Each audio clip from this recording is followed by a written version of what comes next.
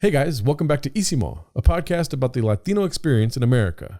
My name is Gerardo Larcon. I am one of the hosts of the show, alongside Dominic Angel and Ryan Reyes. If you're new to the channel, please subscribe and hit the bell if you want to know about future videos. If you're listening on Apple Podcasts or Spotify, please leave a rating. You can email us at isimopod@gmail.com or follow us on isimopod and leave a DM or something. It's ISIMOPOD on Instagram and our Gmail. I wanted to take a second to tell you about Legacy Teas and Spices. You can go to www.legacyteasandspices.com and use our promo code ISIMO20 for 20% off. It's a company owned by Dominic and Ryan's mom. She's built it from the ground up and it's a great company. I've been drinking from 2 different teas right now. And I'm new to the tea game. It's usually Dominic that reads these ads. I currently have the Good Night Tea. It really puts me to sleep, dude. I be catching some Z's, yo. I also have the coconut green flavor, which is really good if you put it in the fridge overnight and wake up in the morning. It's quite refreshing if I do say so myself. So please go to legacyteasandspices.com using the promo code ISIMO20 for 20% off the online store. Thank you very much and enjoy the episode.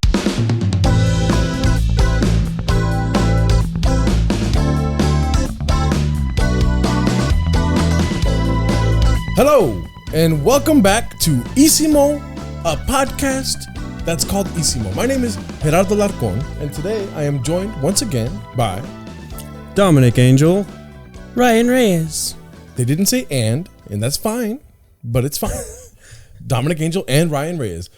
Today we are going to be talking about some sensitive subjects. So if you are a sensitive person, that's okay. Just know that. And we just basically, today's topic is machismo. Machismo in a Latino culture, in the community itself, how our experiences with machismo people or people in our life have gone, and just be aware of that. This is our third time recording this episode because it's such a sensitive topic. Anyways, now that you know, how are you guys doing this week, dude? I mean, this week I'm doing okay. I'm excited. I'm excited to talk about this. Tight. Dude. Yeah, dude. Same here. I'm very excited. So when it comes to machismo in Latino culture and the community of Latinos and Mexicanos alike, I find it to be very toxic. Latinos can be very toxic at times. Oh yeah. Yeah, we've experienced that. Yeah, which causes the ones that aren't so toxic to really shine, you know? Yeah. Right? Yeah. I mean, Cesar Chavez, he's not beating grapes. You know what I'm saying? Well, he's problematic for his own reasons. Really? Yeah. Why? Because he's anti-immigrant. I'm an anti-immigrant. Oh, okay. Yeah, I guess that's true. I don't know about Cesar Chavez. Yeah, sorry, but I was just making a beating grape joke. You know, hot subject, dude. Making wine. You know, beat some grapes, make some wine, dude. Right, guys. Yeah, you got it. Tight. All right. Well, what do you guys think about machismo culture? I mean, it's stupid. I don't like it. Mm-hmm. It's the dumbest thing I've ever heard of. Yeah. Or ever experienced. Like, yeah. It's stuff that I've had to grow up with, and it's like immature people trying to, it's like bullies. It's just bullying. It's literally just bullying, disrespecting women, calling people gay. Like, it's stupid. Yeah. I completely agree with that. You, Ryan? Yeah, I mean, it's like, you know, it's aggressive bro culture, but specifically within the, I would say, Latinx community. And it's not just like it's dumb as immediate reaction, but it's like how it affects general interaction in our community is like damaging and unnecessary, I would say. Yeah, dude, I completely agree. My experience with Latino culture, with Latino machismo, I guess, my grandpa, may he rest in peace, along with my grandma, would always come to parties, family functions, and would come by himself. And we would always ask him, "Where's grandma at?" And he would say, "She's in the car." And then he would come inside. My grandma had a bad leg, so it's very machismo of my grandpa not to help her out, I guess. But it was kind of like a funny inside joke thing with the family. If you don't find that funny, be sensitive to the rest of the topics that get discussed in this podcast. No, but it was like a weird thing. Like my grandpa died first, right? And so I told my dad it's kind of like exactly how he would show up to parties. You know, he died first. My grandma died 11 months later.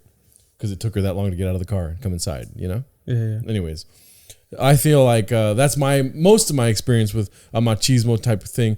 It was more so cute than insane, like toxic insanity that you hear about from other things. Like when I picture machismo, I picture a drunk guy outside of a bar getting into a fight with another man while his girlfriend is trying to stop him, you know? And going further with that picture, making your girlfriend get off of you involves pushing or, you know, asserting dominance, basically, which is what I believe machismo's main core value is. When you're a machismo guy, your core value is to assert dominance. Right. Yeah. Yeah. I mean, okay. So like my experience, I didn't really, so our family is predominantly women. I was raised by my mom mostly. My parents were separated. I did get a little bit of that. My dad, you know, there's stuff that I think he had a good heart and he was trying to teach me like how to be a man, but it was like stuff like don't cry, be strong, don't fight, but if you're going to fight, then don't lose, that kind of a thing. Ridiculous. I lost so many fights. You're a failure as a man. Right. I did not. Yeah, and so like I got it. The majority of how I like experienced like machismo isms was through my peers growing up. Yeah. Through competition, through bullies, through fighting, through homophobia, stuff like that. Yeah.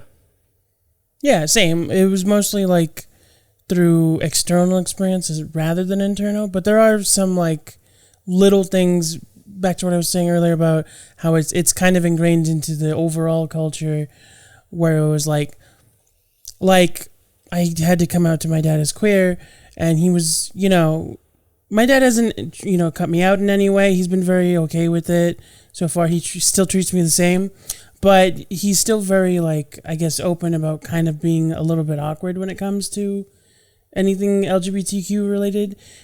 He has literally nothing against the community, but it's like he's been trained to think it's wrong, so it's still like his knee-jerk reaction is that it's weird. Yeah. I mean, same, dude. And when I'm choosing now to talk about machismo from a personal experience, because when speaking in generalities about machismo culture, everyone already knows. You know, people that beat their wives, wife beaters, whether it be white or Latino, you know, those are us as, you know, maybe Southerners, white Southerners. Wait. Wife beater is, no, that's like a cholo term, right? Am I wrong? No, I always imagine wife beater as like as a white guy. Yeah, right. Exactly the same thing, right? But I realize wife beaters, like cholos wear wife beaters. Yeah, they do, but I'm pretty sure it's a common thing. Like, I mean, when your culture has a fucking shirt, like for, you know, your cause, you know what I mean? I never beat anyone in a wife beater, but just the name itself, where does that term come from? it comes from working. I think where it comes from, whatever demographic it comes from poor men that have some type of physical job that they get home, they are frustrated at work, they don't make a lot of money, they come home, get drunk, and beat their wives. Yeah. Because that's like that's what you wear under your work shirt. Yeah. Is a tank top. Yeah. Wife beater, I don't know. I do like black wife beaters though. Like black shirts. Okay. Black tank top. Jesus Christ. Yes. It's not just the skin color. There's actually not a color, but the absence of color, black. Just call them tank tops. Yeah, it's a tank top that's black. Okay.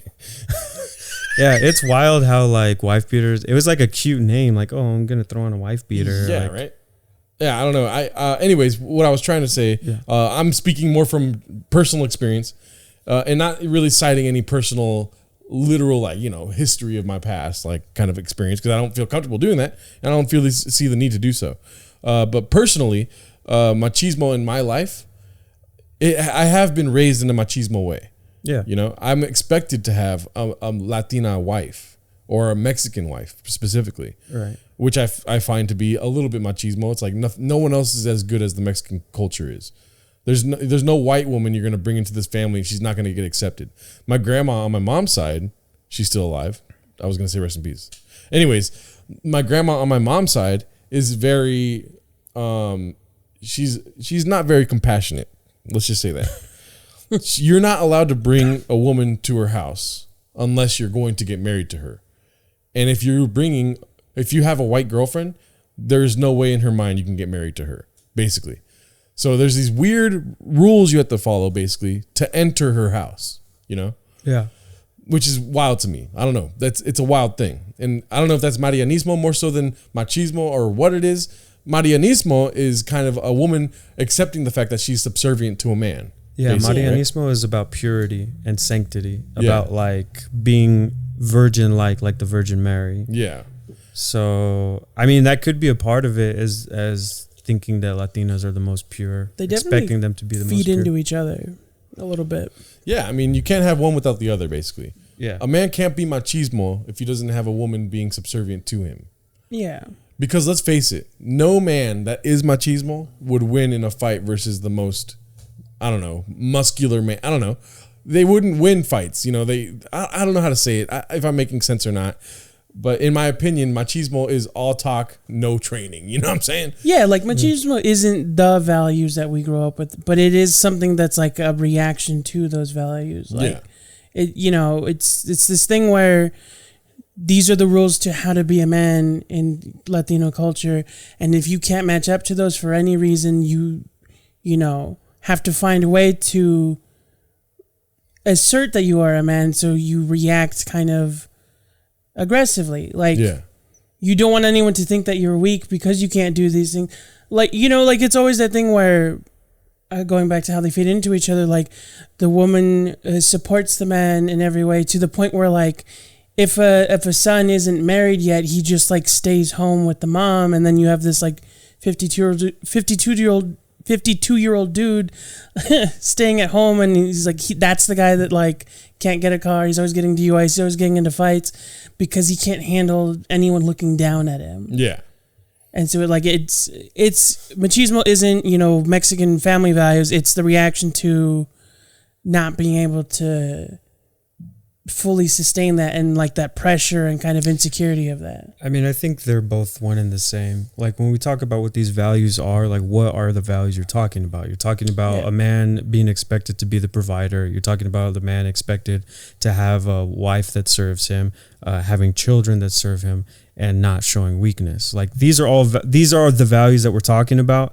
That is the definition of machismo. The difference that I think some people would claim is that machismo is the need to assert that dominance, but it's still a sexist system. It's still sexist values to impose on people. And I don't like to differentiate the thing because look, I'm not going to get into details about it, but like we as a family have had experience, not with my own father, but we've had experience where my mom was in a relationship with an abusive partner, and that's as much details as I'll give. But the point of bringing that up is because people will look at men that beat women and say, well, that's not a real man.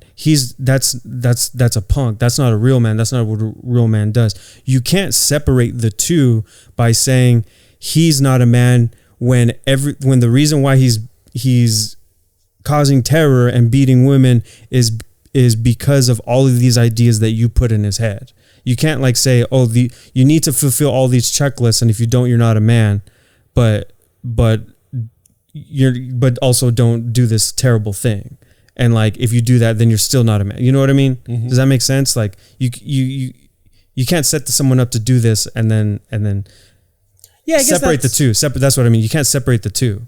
Yeah. Yeah, I would say that's more what I was trying to get into. Like I wasn't trying to, not that they're separate, but more that machismo essentially is the reaction to that, where it's the guys who take that so seriously that you were basically saying it, like the only reason they're doing that is because of those values that they've been taught, and that feeling that if they don't do it, they're essentially weak or less than. And I find American culture to be somewhat machismo. And what I'm going to talk about now is like, if you are a congressman, if you're a member of the Senate, you're expected to wear a suit, right? In the same way where if you're a Mexican man, like I said, I'm speaking from personal experience, I'm expected to marry a Latina. Right. Now, those are different things. One's a relationship and one's a wardrobe, but there's still these expectations of being a proper, whether it be a proper congressman or senator or a proper Mexican man, right? I don't know if either one's healthy. But what I'm saying with American culture, things are more likely to change. Now you see CEOs that are like dressing like the average Joe, because they understand maybe it's like a capitalist way of, relating to the consumer, and that causes more products to sell. But I don't ever see my grandma relating to me as a common Mexican and being like, you know what, maybe he does love a white guy or white girl. White guy, hey. Do you have anything to say about what you just said? No. Okay. I think that's where the problem lies, is because the reason why we differentiate machismo from sexism is because machismo is ingrained in the culture where, like Ryan said, these are values. Mm-hmm. These are Mexican values. So that's and I don't think that this is only exists within like our demographic. Obviously, it's pervasive throughout the world. But the fact is that because it's seen as part of a culture, it's seen as something to protect. Yeah. And obviously the men are the ones that benefit the most from it. They're treated like little kings from birth, and like they grow up with that mentality that they're the best and they don't want to be weak and they don't want to give it up and they don't want to change. And if they give up any control, then they're weak. So yeah, I think it's like I said, it's become part of a culture so that it needs to be, it's seen as a needing protection. Well, it's the same thing with the whole argument between Latino and Latinx. Right.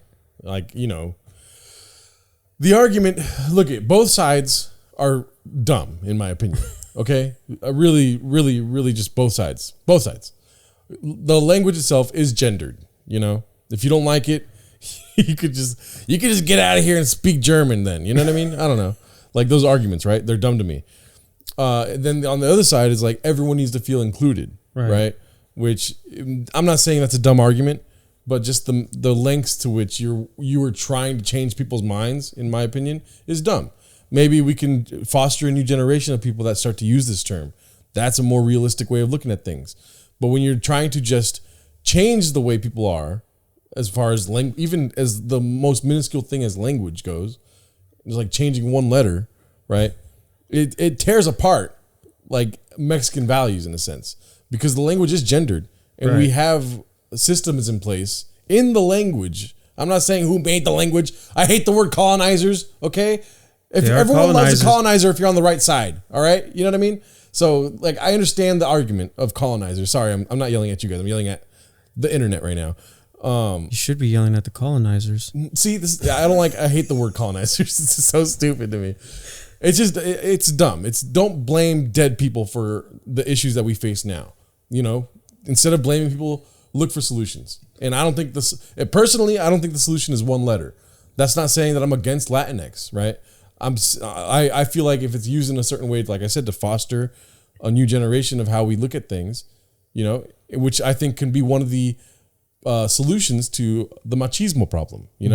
There should be systems in place in the places where these what is the word, like values originated in, and we should battle them consistently, like on a regular basis, and not take money to let other people slide.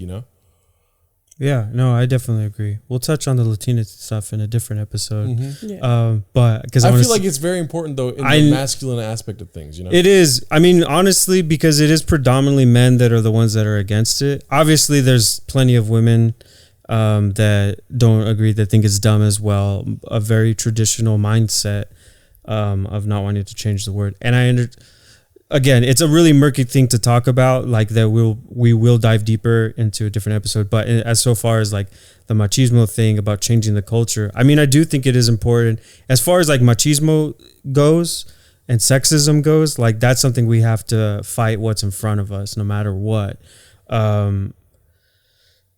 Because the values, I mean, these gender roles, the values that we're talking about, where they stem from, the idea that it has to be given to a man. Look, like I brought up before, my parents separated. My mom raised 4 boys, mostly on her own. And to say that a woman should not do the things that she did, and to say like, oh, well, she shouldn't have to done that. She should have had a real man to be there to take care of her. And it's like, literally, like, it wasn't just my dad and then nobody else. No person could fill the role that my mom had, like, man or woman. So for you to say that, oh, she just needed a good man, there are none. They're straight up, like, there's no one out there.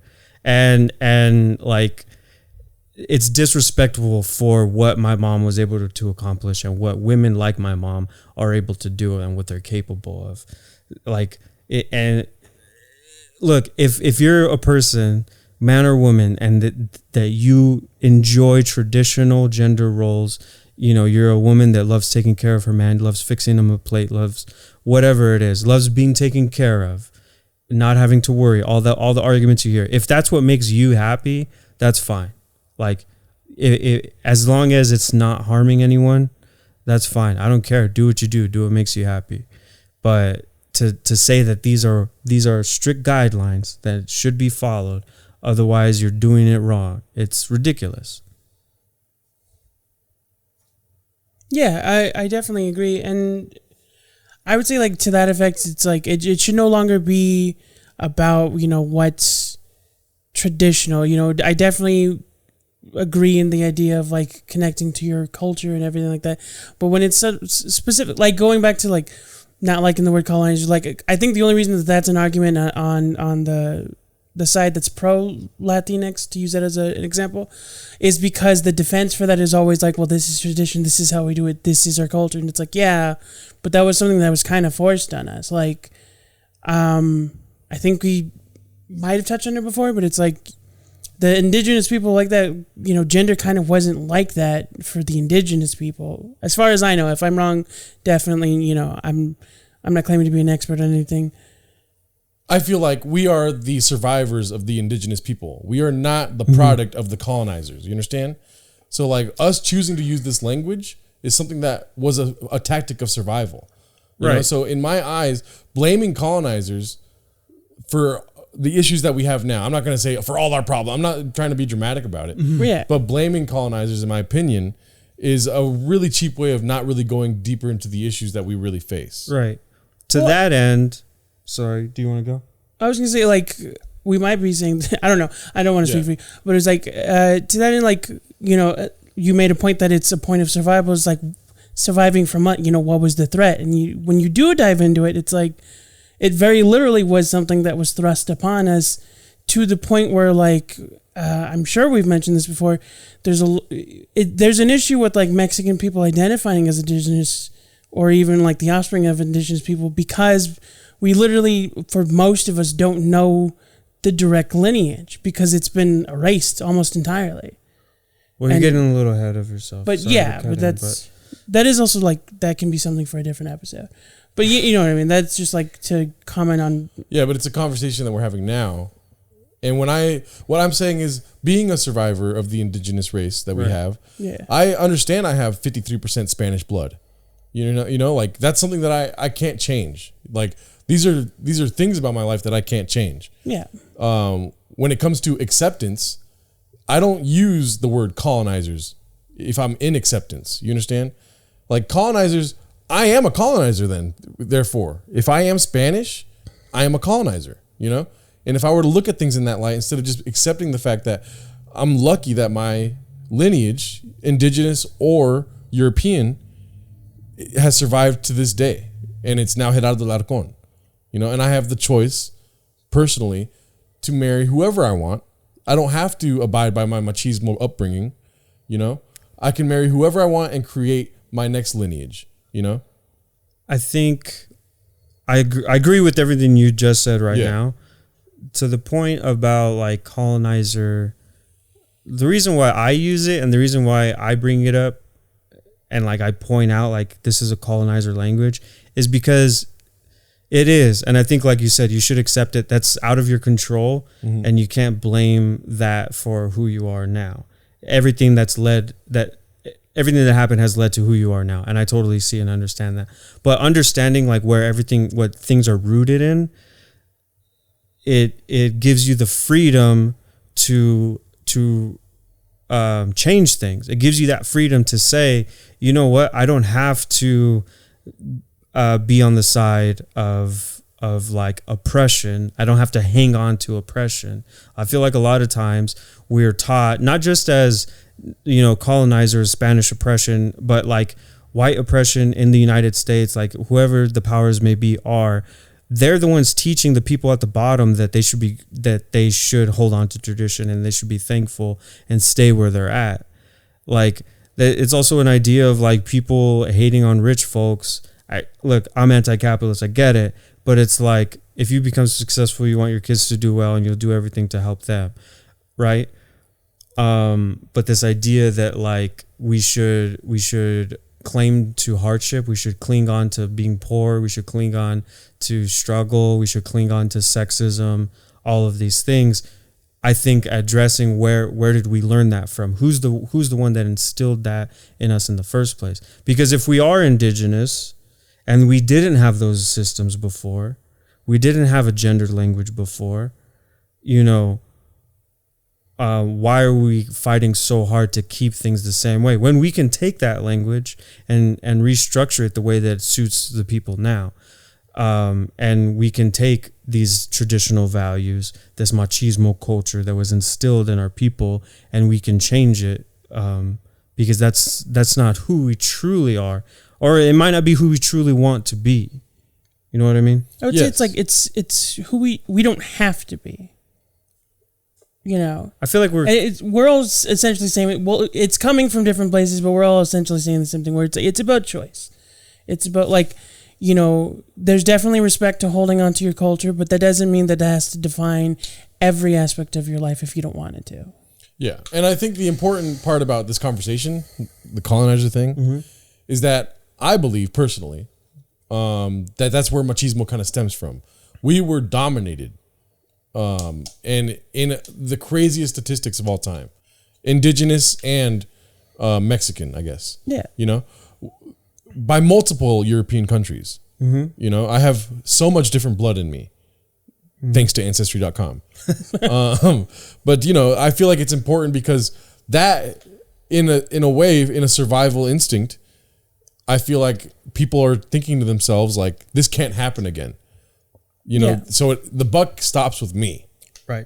I'm the man, and no other man will take over my family like they've done in the past. Like these lived experiences that people before you have had before your sperm was put into another woman. You know. Yeah. I hadn't considered that, but it does make sense. I'm sure that definitely has laid a part in it. I mean, we're taught as children. How many times have we heard stories about Che, about Zapata, about Pancho Villa, about standing up for yourself and not letting yourself being dominated? Yeah, dude, we were decimated. I mean, how does a whole tribe of people disappear? You know, right. The Mayan culture, the Aztec culture, multiple times, the Incas in South America, you know? There's literally tribes like we might have never even heard of. I mean, it's amazing to me that there can be a way of living and it could be gone within 10 years, you know? Yeah. And I feel like that is when you're being more empathetic to people that are machismo, you have to understand these things are behind that pineal gland, you know? Yeah. There's these kind of experiences live inside of every Mexican. So don't change the word Latino. I'm just kidding. No, I mean, I think we're stumbling upon something here. I think, you actually, I mean, sorry to cut you off. No, you're good. You're good. Okay. You know, you do bring up a really good point about treating somebody with empathy. I've talked about it extensively. Like, that's how I try to be.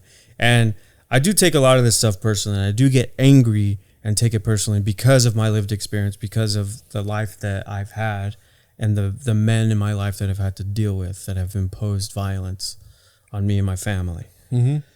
But to what you're saying about treating people with empathy, you know, that's something that I always try to do and I try to instill. And so, like, I will fight the system with passion, but, you know, we should treat each other with compassion. And, like, to those people, the men that are thinking this way, that think that I'm a pussy and that I'm saying all this stuff is bullshit, like, I want to say, like, it's okay to need help. It's okay to cry. It's okay to be, to not be the strongest and the biggest at all times. It's okay to not be perfect. It's okay to go to therapy. Like, all of these things are okay. And if you truly like believe that you want to be the best and you want to be a good man and you want to be honorable, then you will do the things to take care of yourself, make sure that you're a complete, whole, healthy person, so that you really can take care of your wife and you really can take care of your children. That's what I believe. Yeah, and kind of going back to something I think you said earlier, which was like it not necessarily about being good versus being bad.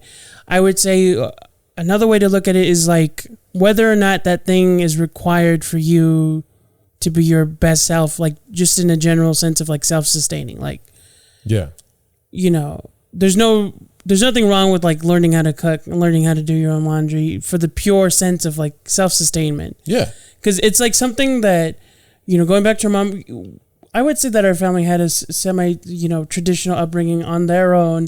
But one thing that's specific about my mom, there was a lot of parts of her situation that like she basically had to be both the dad and the mom. So for the sake of herself, and us, but so that she would have help, she taught us to be self-sustaining. She would be like, you guys, should learn to cook, so that literally she would always remind us, one day you never know if I'm just gone, and then you guys have to take care of each other. You have to take care of yourselves. Yeah. And she that was something we all held on to. And it's like, it became a thing that like influenced our hobbies as we grew up. Like, we love cooking and we cook for each other all the time. Our little brother went vegan, and it's been like the most fun thing trying to learn how to cook for him. Can I say something? Yes. Cooking is fucking sexy, dude. Yeah. Like, if that's the game you're trying to play. The internet lost their mind over one guy doing this. Yeah. I don't think the answer to machismo is to claim that cooking is sexy.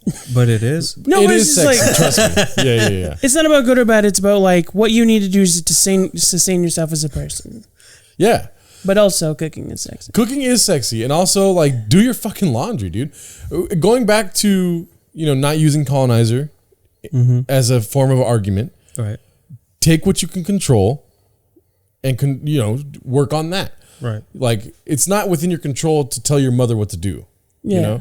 That's her choice, her life. And that upbringing of machismo, where she does everything for you, like, you got to grow out of that. And also, back to what Dom said before, what Ryan said is like, I believe that we're speaking to people that are basically on our side. Right. I don't think that we're getting through to somebody that suffers from beating their wives. You know what I mean? Right. And in way worse terms. I don't know what else to say.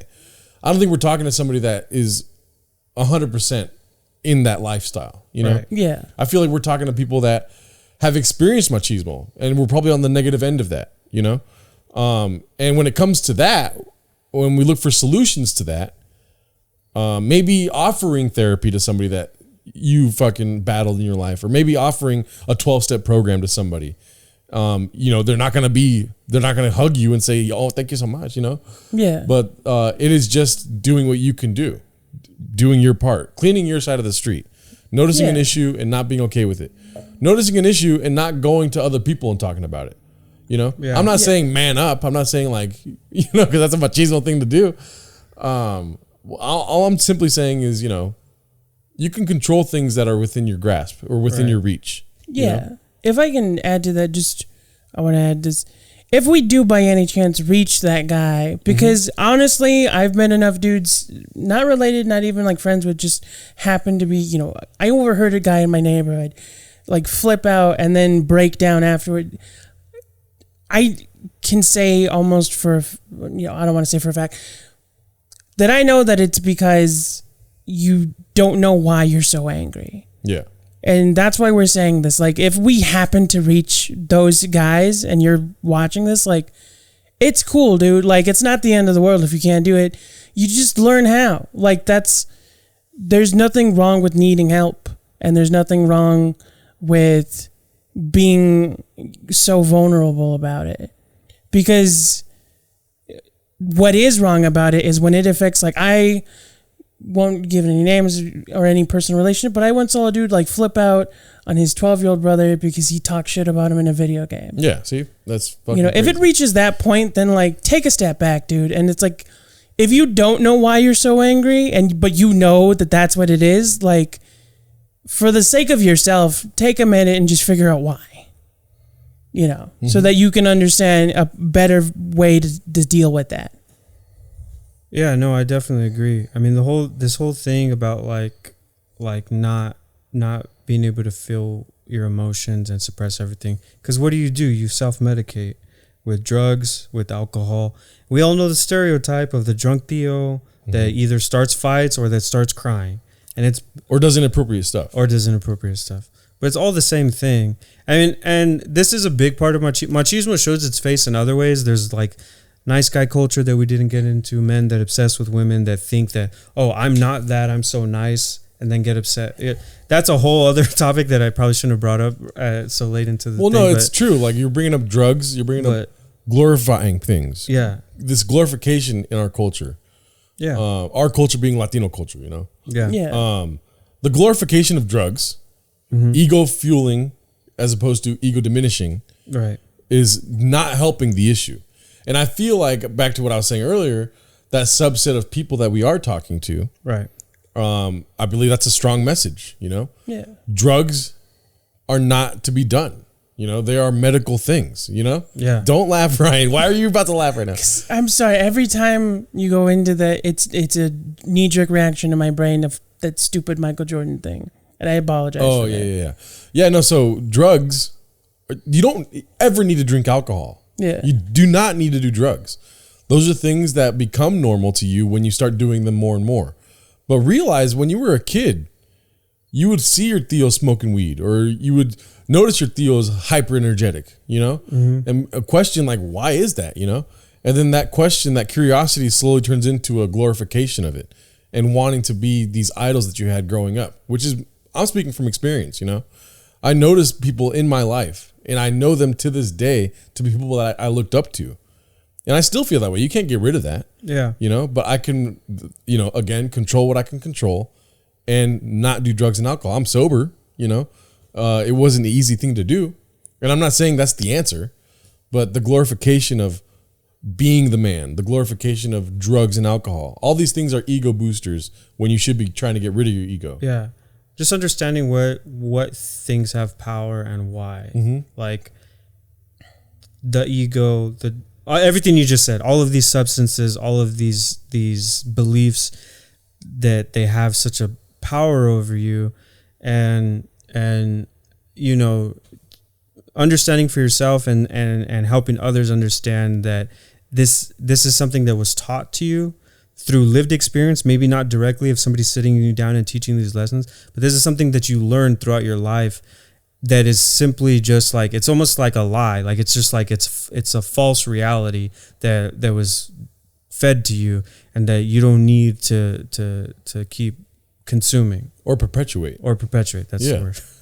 Yeah, I mean, same thing with Theo's doing inappropriate things. Yeah. You know, I'm empathetic to the victim, but when the victim becomes the predator, I can't be empathetic to that, because that's a slippery slope of empathy. Same thing with being empathetic to machismo, right? Right. But when you start beating your kids, Yeah.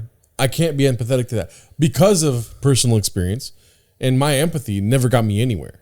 Yeah. You know, in a sense, I'm not saying kids fight back, but me fighting back is the only solution that I've seen that has been conductive to a happy survival, you know? Yeah. I think the big thing is not the empathy.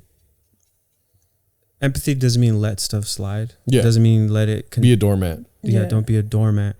Empathy means to try to meet someone where they're at and communicate with them in a way that they will understand, that will help them change.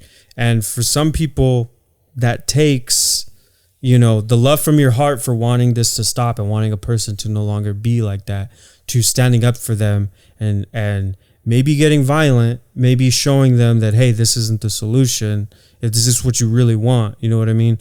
Like, to finally get into somebody's head. I've had to do that. Like, step up to people, step up to family, step up to friends to get them for it to click. Yeah. And for some people it did. Some people that's what it took, and it really did work. And it really caught them off guard, and they stopped and they saw that what they were doing was wrong. Yeah. So don't be a doorman. Don't let stuff slide. And because that's not empathy at all. That's just enabling. Yeah. Yeah, I would say, this is going to sound corny, but sometimes standing up to them is standing up for them because you're like trying to show them like. Yeah.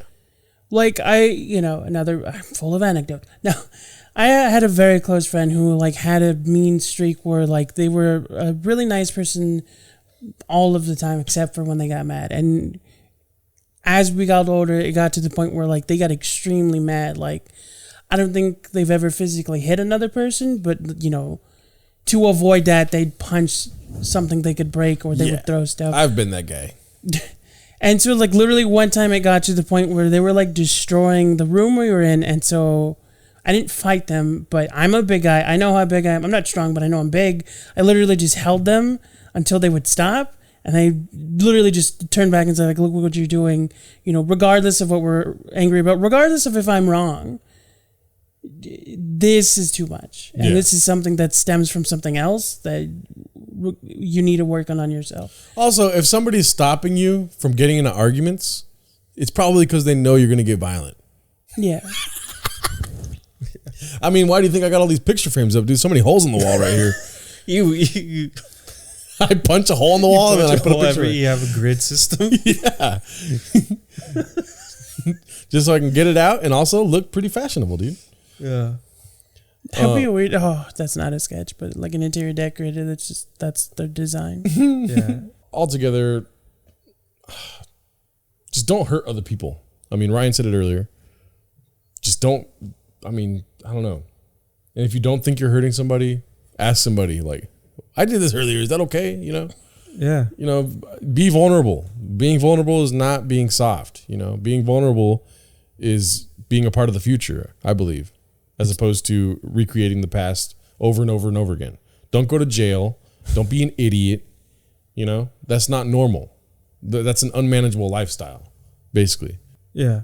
You can be strong without being walked over, and it takes strength to work on your flaws. So if you're dealing with issues, or if you know someone that's dealing with issues, find a way to work on it and find a way to help them work on it. There's a million options. There's books, there's therapy, there's all kinds of stuff that you guys can do. And it's okay to do all these things. It's fine. Yeah. You'll be fine. You'll be better for it and you'll be happier. Like, I believe that. I've had to do a lot of work on myself. And I'm in a much better place than I was 4 years ago or even last year. Mm-hmm. So, yeah, it's okay. It's okay to need help. Yeah. You guys pretty much said it. I can't really think of anything to add to that. Alrighty. Well, this has been another Isimo. Go ahead and follow us on Instagram if you haven't already at IsimoPod, ISIMOPOD. Email us at isimopod@gmail.com. Thank you for the emails we received so far. And like and subscribe. Hit the bell if you want. Follow us on TikTok and join us on the lives. Me and Gerard. All three of us are on lives all the time, but we like to hang out and chat and stuff. Watch me get banned on TikTok live all the time. I don't ever get banned, so. Yeah. It's obviously where there's smoke, there's fire. I'm doing something wrong. Thank you very much for sticking around. My name is Gerardo Alarcon. I'm Dominic Angel. And I'm Ryan Reyes. And we'll see you next week. Whoa, I made a popping noise. I don't know if that was good. Why? I don't think your thumb's supposed to snap like that. I say that and then mine dislocates. Yo. Yeah. Are you double jointed? Yeah. Oh, okay. Thumbs. I actually found out they're too chubby to tell, but I can do that with these fingers as well. I don't know if What do you mean? Like I can bend them back and then bulge out the knuckle. But it's hard to tell because my hands are fat. Okay, I didn't say it.